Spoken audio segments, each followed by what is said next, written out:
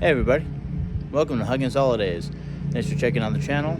Today we're going to be doing a breakdown of our show, showing everything behind the scenes for our 2023 show. This is the big one because we have a lot of plans for our 2024 show, so it'll be kind of cool to show this. And then throughout the year we'll be showing some of the ideas for our plans. So let's check it out. So here's our full house view. This is our 4th year. We didn't add anything besides this tune sign that we have here, which we'll go over. But as of right now, we have about 6,300 lights. Mainly focused on the outline of the house, some props on the front, and some yard props. Let's break them down. But first, let's start with the controllers. In our show, we have one controller for this year. We are looking to expand next year, as we'll come over with videos throughout the year. But yeah, this gainer is mounted to the house. It's up here full time throughout the year, mainly because we do have permanent lights that are attached up to the house, and this allows us to be able to turn them on throughout the year as needed.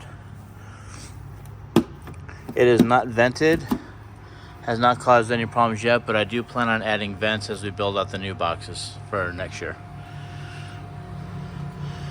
Our show is run off of a Culp 16. When I got into the hobby, it was the newer up-and-coming controller box, and I feel like it's done a really great job for us overall. So the Culp 16 has 16 ports here. These are basically 16 local ports that you have access to. Then off of these network ports here, these are RJ45s. I just choose to have the angled connections just to make sure it'll close off in the box without putting too much pressure. And those will give you another 16 ports off of remote receivers. So it really gives you access to 32 ports if you add the remotes. So that's pretty nice. And I believe we have this expansion port, which I don't use. I believe that allows us to have another 16, but I've never tested that out. Powering it physically is the 2 Maxwell 350 watt power supplies. Maxwell or Meanwell, either way it's a well. It does a well job. So those power up the things. We have one that will power off ports 1 through 8, and then the other one does the other ports, and also ports 1 through 8 also power up the beagle bones. So if you can't see it behind it because it's mounted to the back, Culp controllers, which is something that I really like about them, have the beagle bones, which is a pie replacement, attached directly to it. So I run everything from my show here. I don't have to have a dedicated laptop running X scheduler. Everything is run right off of this guy. So if I'm not home, laptop problems or anything, this is everything, because completely isolated, which I really like. Here we do have a power distribution board. Allows us for 8 ports. The way that I was taught for power induction, that's not the right word, but to add in extra power along the way, is that you have it coming from the same power supply. So we have ports 1 through 8 here, running off of this power supply here, and then that same power supply runs this board here, so 1 through 8. If I ever were to do more power injection, that's the word, I would add another power board here and run that. But we don't do a lot of power injection in our show, only when needed. These here are mainly for the long runs that we do for up top. Let's see, for the audio, we do have the added on audio board here. Just a Culp add-on you could do. It does give you the ability to do FM transmission. However, that didn't work out for me. So what I have here is just a regular audio cable that runs to the front. And then I have a splitter. So one half of that splitter goes off into my speaker, because my neighborhood really likes to walk around and listen to the show. So we have a speaker that runs for the entire show, and then the other half of that goes to a dedicated FM transmitter. So this is the main board. Beneath here we just drilled out all the holes, have all our pigtails. I came across these later on in year 2 when I added some ports. So during the off season, when I build more controller boxes, I'm going to add these port labels onto the rest of them. One thing I don't see a lot of people advertise about, which are a good idea, are these caps. These caps will screw in to the bottom of your pigtail and it just kind of helps. It's not watertight, but it does help protect from the elements somewhat. You know, you could add some silicone or something there, but that might be a trouble to get off, so I just screw it in. But it's nice. While we're here, the last thing I'll point out is the networking. So I do have a USB wireless NIC that ties in. That allows me to connect to this over my wireless network, which helps for uploading any of the sequences, modifying the schedule, all that good stuff. Outside of this controller box and the remotes, I do have a Raspberry Pi that I use for virtual matrix through a projector, which we'll show after a while, but that is tied to here. And the cool thing for any networking bus is that the way the networking is done between these, you can just use a regular straight through cable. You don't have to do a crossover cable or anything like that. They'll communicate just fine. That's pretty cool. All right, next let's talk about the smart remotes. We're gonna go check those out. The cool thing about these is they run over Ethernet and can go quite a distance. I believe 300 feet, but they can go pretty far. As you can see, I have my cables here for my remotes. One of these is for the Pi. This is a newer one that I thought I was having some problems, and they run out. These are 100-foot cables. Just keep them the same. Run all my cables across. Added this year. This is a cable ramp. Bought this off of Amazon. You get 3 pieces. They're 40 inches wide each. 2 of these will cover my car. I have a Dodge Charger, so that covers that really well. Have the 3rd one for our sidewalk. And the cool thing is you just run your channel on your cables. The split here is for me driving over them all the time. So picked up this cable ramp, and this thing for 40 bucks, you get 3 of them. And this thing does not move when you roll over it. So great, you know, that was a great ad this year. All right. Take a look at the controller boxes. The smart remotes. So all of these are the same. This is built in this type of box. The other 3 are in ammo boxes, so I'll show you that build. But as far as the layout, they're all the same. So here we have the Falcon smart receiver, and it gives you 4 additional ports. Just run off of Ethernet and allows you to do it. The other cool thing about these boxes is they give you a nice little tester button, so you can also use these for just local light testing within the house. On most of my smart receivers, I also have a power distro box. You know, when I was first building one, I thought I was going to do a lot of power injection, but I try to limit it, but I do like having the ability to for when I need to. For example, the trees that are hooked up to this, they're all off of 1 port, and for some reason those trees give me a little bit of trouble, and they require 2 ports of power injection. And just like the main box, all of them have the Meanwell 350 watt power supply, so, you know, works really well. This is my first one. We called it our little robot. Just gave it a little stand here just to help it stand up.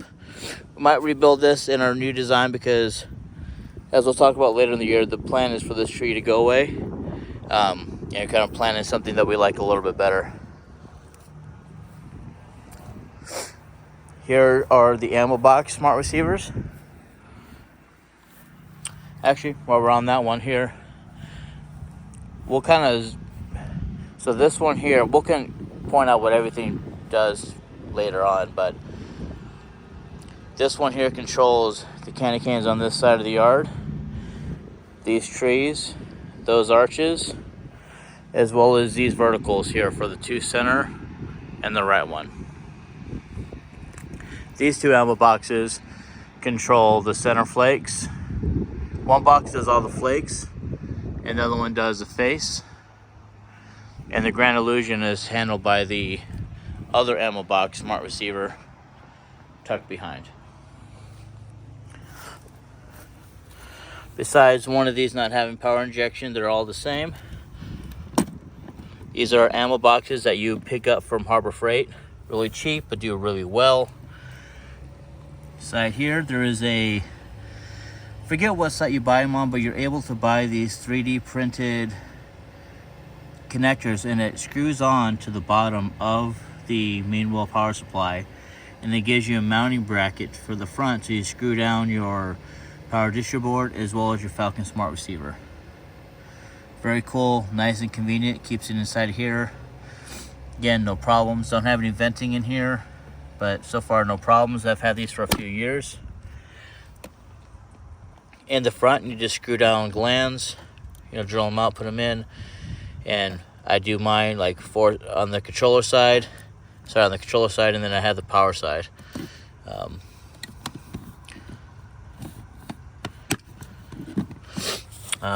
Then you have two more glands out front here. This is for the power cable as well as for your network. Cool thing about these are interchangeable.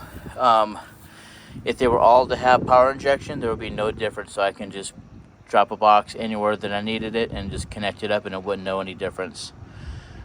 That's one thing I like about them. So see here, and like with this one here, I don't think I'm using, 1, 2, 3, maybe using one. No, I'm not using any power injection off of this box. And I should be using those caps I talked about earlier. All right, so that's our controllers. And while we're just on the wiring and all that aspect, last year during teardown, I started cabling or labeling all my wires that we do. Just helps me know what goes where. After my first year, I try to label out or remember, okay, this is a 20-footer, this is a 25-footer, this is a 10-footer. Instead, I know which cables work with which prop. I know that they fit for the run, and label them up. Makes it a lot easier. See up top, we also have some cable ties off of the prop itself, knowing which ones are number 1, number 2, number 3 for the tree and face. All right, so that was a bit about our controllers. Let's go ahead and hit up our yard props. So we're gonna just go ahead and start it off left to right. This is our Tune sign. Last year for Christmas, I got an FM transmitter, so we just kind of played with it at the end of last year. This year we wanted to be able to broadcast to people what station we're running off of, which is 88.9. And it also kind of scrolls across what song is playing. Next year, as we do the upgrades, if we can get to it, I'm thinking about doing P5 panels and just doing more of a static display of Huggins Holidays. Here's the station, here's the QR codes, etc. So, but this was a nice little add-on. It came from Gilbert Engineering. It's actually their North Pole sign. Which was an 8-foot pole, and I just didn't realize that it was 8 foot tall when I ordered it. Luckily though, the arrow, the matrix part, which is what I really cared about, that was a completely separate item. So we just pixeled that up and then mounted it in with rebar and PVC pipe. If you exclude these 4 nodes here, it is a perfect 200 lights. Because we had to pull this out, we did have to rework it with the next lights so it would know exactly the order. But that was pretty simple to do. We just started down in this bottom corner, worked our way around, and then just cut it back and forth like a normal matrix does. Thanks to the people over at XI Support for helping me out with that. Here we just, PVC, just like we do with most of our stuff. A couple elbows here, bring it down, a couple stakes of rebar, just help put it in place. Pretty simple. Next, all the rest of the ground props are from Boscoyo. They were from my first year, and decent props, but mainly these candy canes are my favorite that we got from there. These are their decor, is what they call them, candy canes. They're 48 lights each, if I remember right. Pretty easy to go. And we just have rebar on the ground, PVC back that stays on them permanently, and just slide it in. So we have 4 running up this side. This and the Tune sign go back to our main controller on the side of the house there.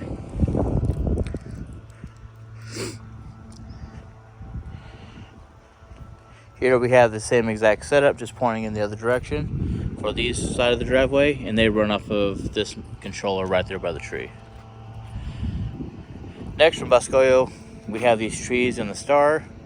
The tree is 85 nodes, and the star is 20. I believe it's like 5 rows of 17 for the tree, and the star is just a simple 20 nodes. This is probably the first thing that we're going to get upgraded. It worked great for our first few years, but over time the shape is really worn out. When you pixel these, there's a big gap here, so you have to splice wire in, which just causes for a lot of potential points of failure. Also, I just want more dents. We're looking at the next tree we're looking at is about 160 nodes instead of 85. And for the tree, instead of 20, it's going to be about 50, or like the double stack ones. So you can do inner star and outer star. But we'll do more about the upgrades throughout the year. So these are 85 plus stars, so it's 105. They're all chained up together, and they all start off of port 2 off of this local smart receiver. Because there's so many, so it'll be at 420 lights, we do have at least one power injection. This is one of the few areas of power injection that we do in the show. Just a simple power T. Anything with power injection I tape off as red, just so we know it. And we have this one labeled off as tree 2 to 3. And have that there. Then we have the normal run from this tree. This is the other issue I have with these. These are just press fit to the back of the bulb, and maybe that's normal, but they're worn out and they fall a lot. This year a lot more, but I can only put a bar there. I just have it. So here we do have from tree 3 to tree 4. That's also causing some of the problem. 1 second, get that a little bit less tension there. That's probably the reason why. We also added one more thing of power injection from tree 3 to tree 4.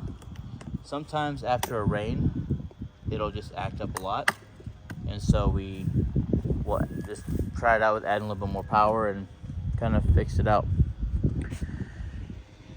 One other cool thing I did with the trees was for Halloween, I like to flip them upside down. So at first I just have these wired directly together, and because they're always going to be connected. But what I did instead is I go ahead and put in a pigtail in between them, so I could take the star out and then just have the tree and invert it for Halloween. Just give it a different look. For mounting, just rebar in the back. I used to have an EMT pipe in there. However, the zip ties just kind of got loose and the EMT became more of a struggle.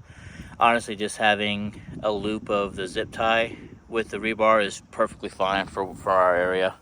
We do get some decent winds, but these have been just fine. All right, last for the ground props, we have these arches. These are all from Boscoyo. These are their large arches. They are 50 nodes each. We have 4 of them. And again, they all tie down to that first smart receiver down there, our little robot guy. Simple to build.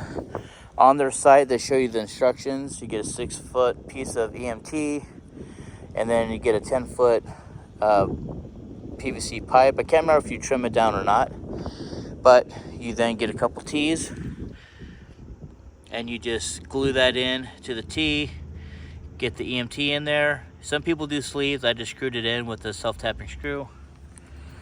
Stretch that baby around and connect it on the other side. The first few years, we actually did rebar stakes into the ground and then shoved that rebar up through the T into the pole. That became a hassle. So this year, we went ahead and modified them. We simply just had the normal build where we had the T. That didn't change. And then we just added like another 1/2-inch piece of PVC to give it a little nub. And we added this T here. This is all glued together. Keep it the same and solid. And then just added some 10-inch pieces of PVC to each side. You know, the longer the better, just for some stability. And that worked out really well. For storage, we're just gonna pull these feet off because they're not glued in, and then this stores up the way that it normally does. And we'll just put a little bag in for the rest. To anchor it down, we got these little pins here that we got at Lowe's or Home Depot, and just wrapped around the EMT and tacked it down. We'll go into more throughout the year, but we are looking to upgrade these arches. Looking at the spinner arches.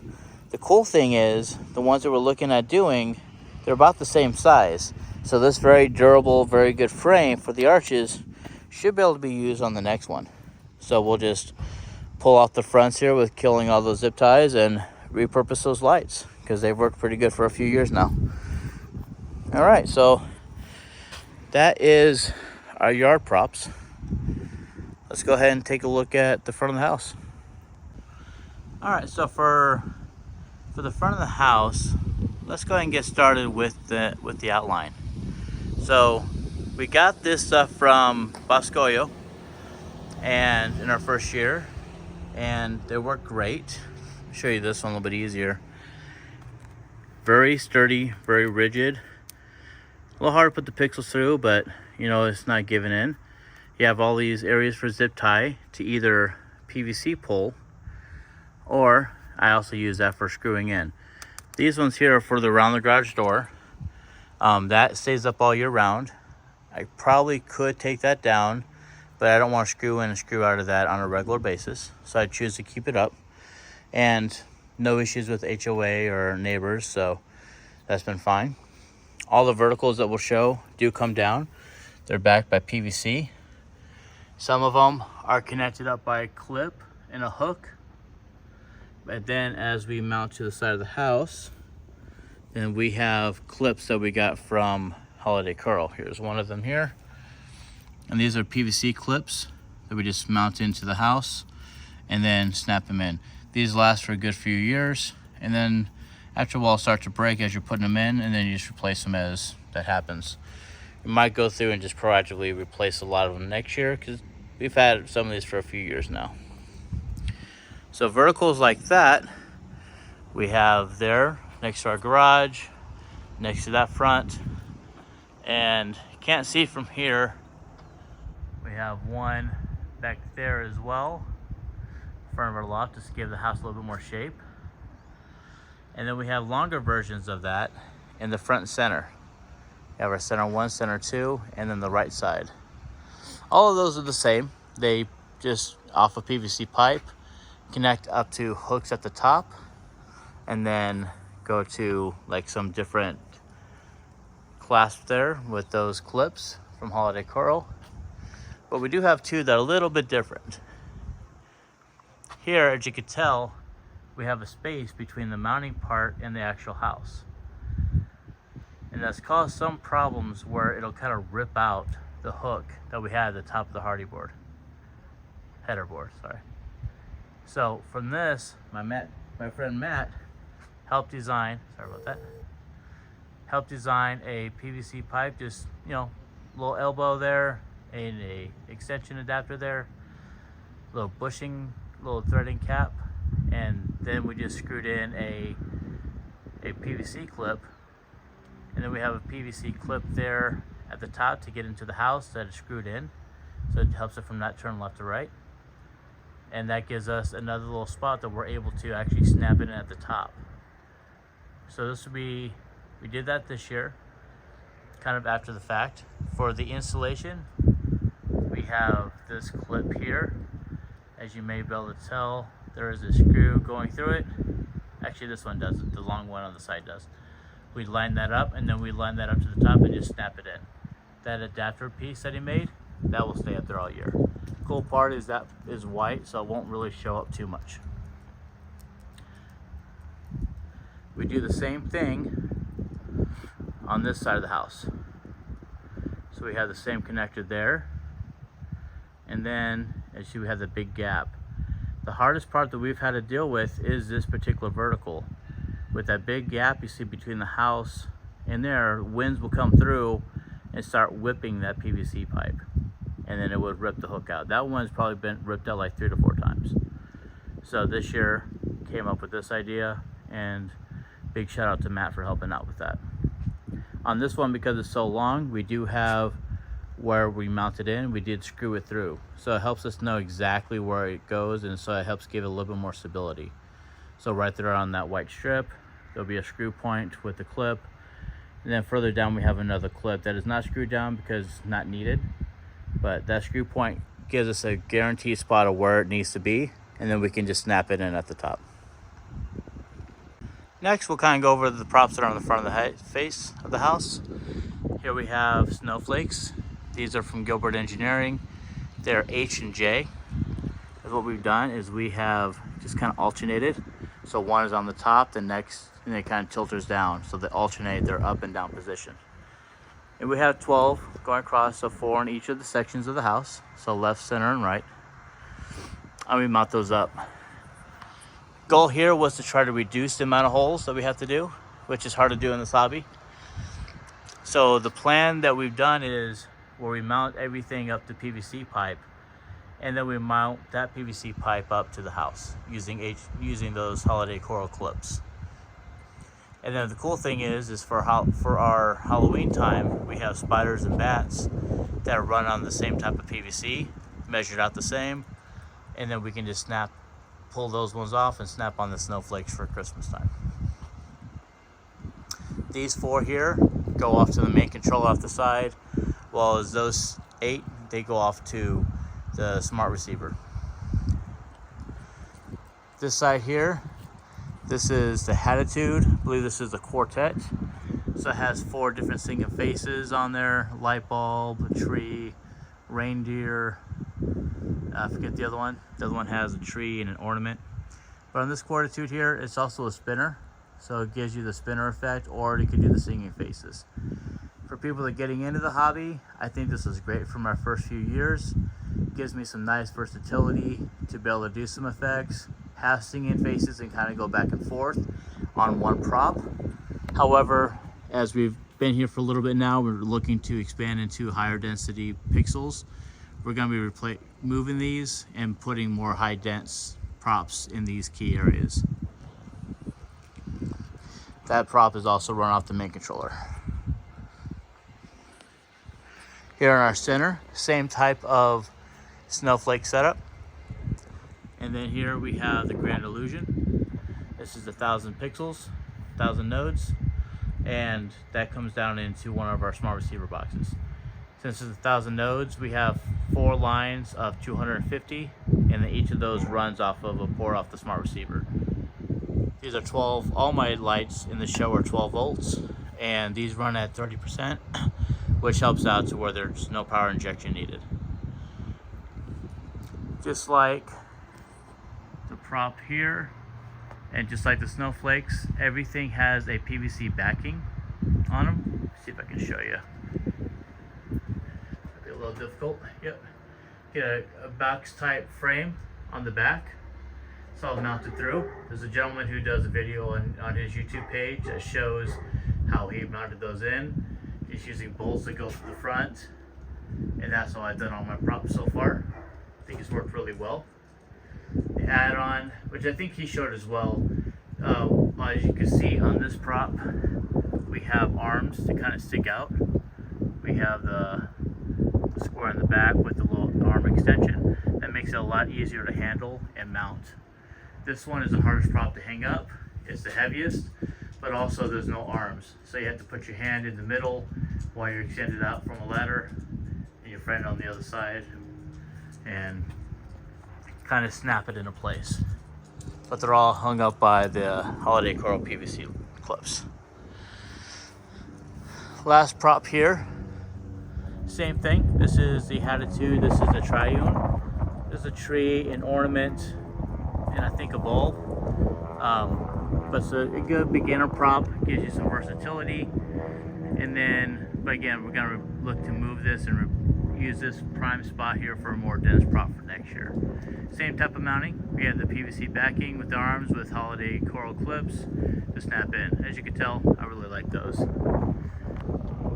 Last bit is we have our permanent lights up inside the awnings, all the roof lines. And all those are there. We have the same thing for our roof line, which will be a little bit easier to show you. These are J-bead. When I got in this hobby, they didn't have all the metal. They're just starting to come out with all the metal tracking. Wasn't quite ready. So we did our own, where we used J-bead from Home Depot and then just marked off and drilled every 2 inches on center and drilled out to the side for the node and drilled every single one and then got it mounted up. To do that, through the hardy board in the front, drilled the hole through the vinyl trim, and then put a screw there in and put a nut. All of those go back, all the permanent lights go back to the main controller in the front of the house. So thank you for watching. If there's anything that you would like a little bit more in depth on, anything else you want to see, this is our 2023 year show, throwing up a few songs that we added on this year. And during the year, we're planning on doing some videos of these are what we're planning to do, some modifications, some changes to some props. So we'll stay tuned and check those out. Go and hit like and subscribe if you like the stuff. Anyways, thanks for checking out Huggins Holidays. Have a good one.